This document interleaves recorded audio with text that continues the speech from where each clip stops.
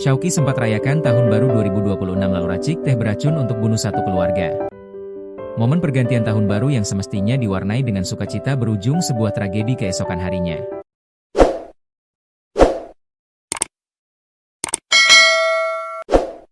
Seorang pemuda bernama Abdullah Syauqi Jamaluddin tega membunuh ibu dan dua saudaranya sendiri dengan cara meracik racun ke dalam minuman teh di Tanjung Priok, Jakarta Utara.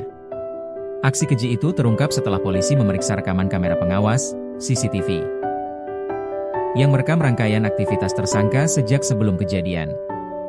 Dalam rekaman, Syauqi tampak keluar rumah mengendarai sepeda motor sambil membawa sebuah panci pada Rabu, 31 Desember 2025. Rangkaian aktivitas pelaku terekam, mulai dari keluar rumah membawa panci hingga kembali pulang dan menyiapkan racun untuk para korban, kata Kasat Reskrim Polres Metro Jakarta Utara AKBP Onkoseno Grandiarso Sukahar dalam konferensi pers di Mapolres Metro Jakarta Utara, Jumat, 6 Februari 2026. Setelah keluar rumah, Syauqi diketahui membeli racun tikus dan kapur barus. Selanjutnya, ia kemudian pergi bermain sekaligus merayakan malam pergantian tahun baru bersama teman-temannya. Bahkan, tersangka sempat menginap di tempat kerjanya di kawasan Tanjung Priok setelah minum minuman keras bersama rekan-rekannya. Keesokan harinya, Kamis, 1 Januari 2026, sekitar pukul 10.21 WIB, Syauqi kembali ke rumah diantar seorang temannya. Berdasarkan hasil penyidikan, setelah tiba di rumah, ia mulai menjalankan rencananya meracik racun yang dimasukkan ke dalam panci untuk dijadikan minuman teh. Pada malam hari sekitar pukul 22 WIB, saat ibu dan saudara-saudaranya tertidur, tersangka merebus teh di dalam panci sambil menggunakan beberapa lapis masker. Ia juga memasukkan kapur barus hingga ruangan dipenuhi asap sebelum keluar rumah dan menutup pintu. Selanjutnya pada dini hari Jumat, 2 Januari 2026. Tersangka memastikan para korban dalam kondisi lemas. Ia kemudian menyuapi satu persatu minuman teh yang telah dicampur racun tikus hingga menyebabkan 3 korban meninggal dunia.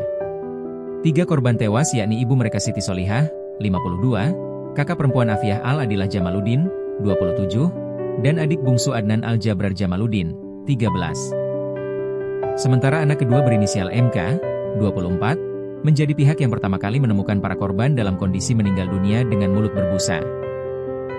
Usai melakukan aksinya, tersangka juga sempat membakar kembang api dan mengarahkannya ke tubuhnya sendiri agar terlihat seperti korban.